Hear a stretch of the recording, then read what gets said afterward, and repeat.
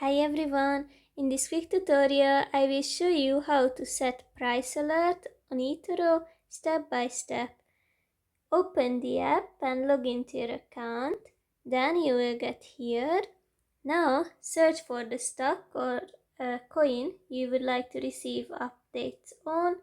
For me it's XRP, so I click on it, then I click on the three dots on the right and select set price alert, and here you can adjust the price or the percentage of a stock or a coin, so you will see immediately if it drops or it increases.